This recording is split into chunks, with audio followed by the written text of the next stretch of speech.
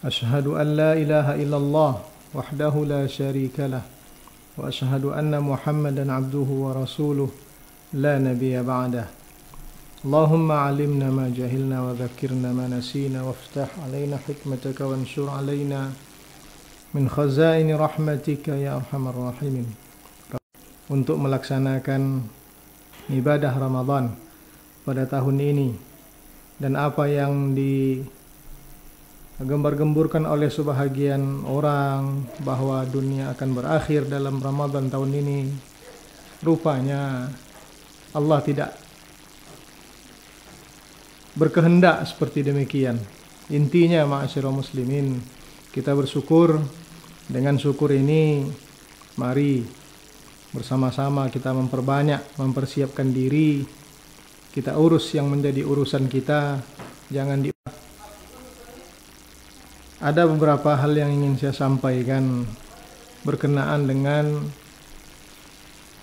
Al-Quranul Karim, karena memang kita masih dalam suasana Ramadan, dan Ramadan sebenarnya lebih kental dengan Al-Quran daripada puasa. Dalam ayat puasa Allah tidak menyebutkan secara khusus Ramadan, tapi Allah mengatakan ya ayyuhalladzina amanu kutiba alaikumusiyam kama kutiba alal ladzina min qablikum la'allakum tattaqun. Tapi ketika menyebut Ramadan, Allah mengatakan syahrul Ramadan alladzi unzila fihil Qur'an. Jadi berhubung kita masih dalam suasana nuzulul Quran ataupun dalam bulan suci Ramadan, ada baiknya kita mengulang-ulang kembali beberapa hal yang boleh saja terlupa oleh kita. Yang pertama, para pendengar yang dirahmati Allah Ta'ala, Nabi Muhammad sallallahu alaihi wasallam diangkat menjadi Rasul pada usia 40 tahun.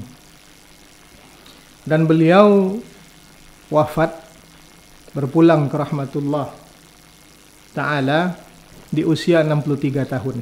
Artinya ada 23 tahun dakwah Nabi Muhammad sallallahu alaihi wasallam dalam mengembangkan Islam, baik itu Fatrah Makkah ataupun Fatrah Madinah. Sementara di dalam Al-Quran Allah mengatakan inna anzalnahu fi lailatul qadr. Sesungguhnya kami turunkan Al-Quran tersebut pada malam Qadar. Jadi seakan-akan Al-Quran itu turunnya hanya dalam satu malam saja, bukan selama 23 tahun. Nah, cara kita mempertemukan kedua ini, bahwa yang dimaksud dengan inna anzalnahu fi lailatul qadri atau fi lailatin mubarakah dalam ayat yang lain, itu dari Lauhul Mahfuz ke Mawaqi'in Nujum, atau lebih populer dengan istilah Baitul Izzah. Itu tempat yang ghaibi, yang kita sendiri tidak perlu mempertanyakannya di mana. Allah Subhanahu wa taala mengetahuinya. Dari Lauhul Mahfuz ke Mawaqi'in Nujum itu turunnya satu kali, langsung diturunkan semuanya. Tapi dari Mawaqi'in Nujum atau Baitul Izzah tadi itu kepada Rasulullah sallallahu alaihi wasallam itu diturunkan selama 23 tahun. 23 tahun munajjaman. Tidak sekali turun, tapi turunnya berangsur-angsur. Ada kala turunnya menjawab peristiwa yang terjadi atau mengingatkan sejarah-sejarah orang yang terdahulu dan lain-lain sebagainya. Ketika sempurna Al-Quran itu turun, atau sempurna agama kita ini disampaikan oleh Allah Subhanahu wa taala kepada Rasulullah sallallahu alaihi wasallam, Allah mengatakan al-yauma akmaltu lakum dinakum wa atmamtu alaikum ni'mati. Walaupun sebenarnya sebagian ulama mengatakan ini bukan ayat yang terakhir turun. Ada ayat yang terakhir sesudah itu diturunkan. Tapi Allah mengatakan al-yauma akmaltu lakum dinakum wa atmamtu alaikum ni'mati. Pada hari ini aku sempurnakan. Akmaltu lakum. Aku sempurnakan agama kalian dan aku atmamtu wa atmamtu alaikum ni'mati, dan aku cukupkan. Kita mengartikan atmamtu itu dengan cukupkan. Sebenarnya antara ikmal dengan itmam itu kalau di bahasa Indonesia kan artinya sempurna dua-duanya. Dua-duanya artinya sempurna. Tapi apa beda antara ikmal dengan itmam? Ikmal itu kesempurnaannya ala wajhit taqti', tidak berkesinambungan, tapi terputus dia. Turun, putus. Berhenti, turun, tidak turun, turun, berhenti sampai nanti selesai diturunkan semuanya. Tapi nikmat, ketika berkenaan dengan nikmat, Allah Ta'ala tak pakai lafaz ikmal, tapi Allah Ta'ala menggunakan lafaz itmam. Kenapa? Karena itmam itu sempurna yang tidak ada putusnya, terus menerus saja. Sehingga kita memahami dari ayat itu bahwa menyempurnakan agama ini itu tidak dalam satu waktu, tapi ada masanya, ada intervalnya, ada jedanya. Akan tetapi kesempurnaan nikmat Allah Subhanahu wa Ta'ala itu tidak ada jedanya. Itu setiap hembusan nafas kita, setiap detik, setiap kerlipan mata kita, itu semuanya adalah anugerah dan nikmat Allah Subhanahu wa Ta'ala. Itu sebabnya Allah menggunakan kalau agama ikmal, tapi kalau nikmat itmam. Beda antara ikmal dengan itmam. Sebagai perbandingan para pendengar yang dirahmati Allah, dalam Al-Quran Allah mengatakan "Tsumma atimmus siyama ilal lail." Kemudian kalian sempurnakanlah siam, puasa itu sampai malam. Allah tidak pergunakan ikmal. Allah tidak katakan "Tsumma akmilus siyama ilal lail." Tidak. Kenapa? Karena seperti yang tadi, ikmal sempurna, yang kita ambil dari ikmal artinya sempurna itu terputus-putus, sementara itmam tidak terputus. Kalaulah Allah menggunakan "Tsumma akmilus siyama illal lail," itu kita boleh makan sedikit itu, baru nanti dilanjutkan lagi puasanya. Tapi tidak. Allah mengatakan "Tsumma atimmus siyama illal lail." Kemudian kalian sempurnakanlah, artinya tidak ada masa untuk makan mulai dari subuh itu sampai malam. Jadi para pendengar yang dirahmati Allah, itu tentang turunnya Al-Quran. Itu yang pertama. Yang kedua, salah satu keindahan Al-Quran dimulai dengan kasrah dan diakhiri dengan kasrah. Harkat kasrah, baris bawah. Dimulai dengan surat Al-Fatihah. Bismillahirrahmanirrahim. Itu pangkalnya Al-Fatihah. Dan harkatnya adalah kasrah. Diakhiri dengan surat An-Nas, minal jinnati wan nasi. Artinya Al-Quran itu dimulai dengan kasrah dan diakhiri dengan kasrah. Pertanda apa? Orang yang masuk ke dalam Al-Quran mesti lunak lembut hatinya, mesti rendah hatinya. Karena kasrah itu artinya pecah. Kasrah itu artinya pecah. Jadi jangan masuk ke dalam Al-Quran dengan busung dada. Tidak akan dibukakan rahasianya oleh Allah Subhanahu wa Ta'ala. Oh Pak Ustadz, saya sudah membaca Al-Quran saya, tapi kenapa tidak nampak rahasianya? Para pendengar yang dirahmati Allah, rahasia baru akan diberikan kepada seseorang kalau suhbahnya sudah lama. Kalau pertemanan kita sudah lama, pertemanan kita sudah baik, pertemanan kita itu tidak tercampur oleh pertikaian apapun, maka kita tidak akan canggung lagi untuk berbagi rahasia dengan teman kita.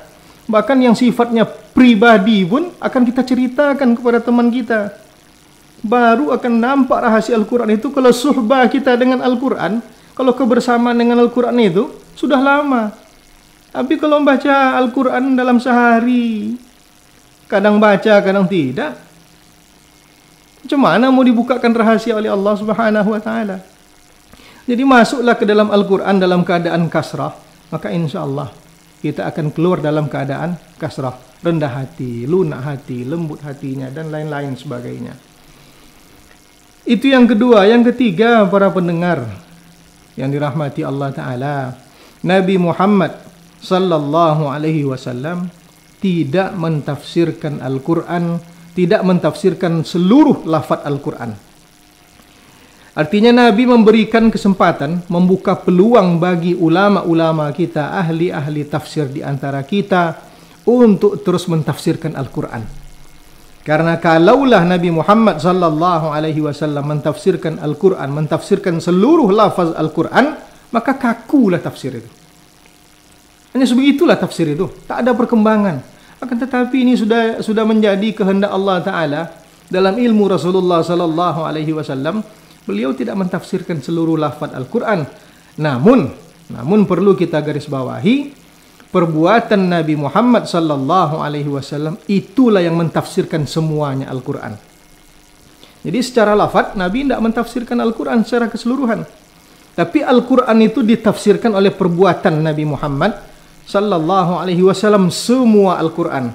Mana dalilnya? Dalilnya hadis yang kita kenal, hadis Aisyah radhiyallahu taala anha ketika ditanya Rasulullah itu seperti apa wahai Ummul Mukminin? Apa jawaban Sayyidah Aisyah radhiyallahu taala anha? Kana khuluquhul Quran. Akhlak Nabi itu Al-Quran. Pertanda apa? Berarti perbuatan Rasulullah menjadi tafsir untuk semua Al-Quran, perbuatannya. Jadi kalau ditanya mana tafsir Al-Quran yang paling akurat, ya perbuatan Nabi. Tapi lafadznya Nabi Muhammad tidak mentafsirkan seluruh lafadz Al-Quran. Sehingga apa? Sehingga terbukalah peluang bagi ulama-ulama kita untuk tetap menggali rahasia-rahasia yang tersembunyi di dalam Al-Quran. Karena Al-Quran itu adalah kalam Allah Ta'ala. Guru-guru kita selalu menyampaikan, kalau ingin kalian bercerita dengan Allah, sholatlah. Tapi kalau kalian ingin mendengar cerita Allah Ta'ala kepada kalian, maka bacalah Al-Quran. Itu kata guru-guru kita. Para pendengar yang dirahmati Allah Subhanahu wa Ta'ala, ada ini yang terakhir, ada ungkapan masyarakat kita atau di negeri kita ini, kalau ingin menengok berapa nilai tanah, tengok surat tanah. Kalau mau tahu berapa nilai tanah itu, ada di suratnya. Tanah itu tak bisa digadaikan, dibawa ke bank, tanah itu mau digadaikan pinjam uang tak bisa. Tapi apa yang bisa? Surat tanah itu bisa bernilai dia. Kalau ingin mengetahui seseorang, tengok seperti apa dia terhadap Al-Quran. Karena nilainya ada pada Al-Quran. Jadi simpanlah tanah itu di dalam suratnya. Jangan surat itu disimpan di dalam tanah. Dikubur surat itu dalam tanah, tak bernilai dia jadinya. Itulah yang Al-Quran banyak, tapi jadi pajangan saja. Waliyadzu billah. Rasulullah sallallahu alaihi wasallam sebagai penutup menyampaikan di dalam sebuah hadis, Iqra'ul Qur'ana fa innahu ya'ti yaumal qiyamah syafi'an li ashabihi. Kalian bacalah Al-Quran. Kenapa? Karena Al-Quran akan datang pada hari kiamat memberikan syafaat kepada sahabat-sahabat Al-Quran. Siapa sahabat-sahabat Al-Quran itu? Orang-orang yang semasa hidupnya membaca Al-Quran. Ketika dia di dunia membaca Al-Quran, dia faham maknanya lebih baik lagi. Dia tak faham maknanya, berpahala juga.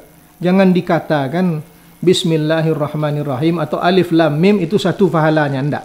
Akan tetapi Alif satu, Lam satu, ada pahala tersendiri dari setiap huruf-huruf Al-Quran.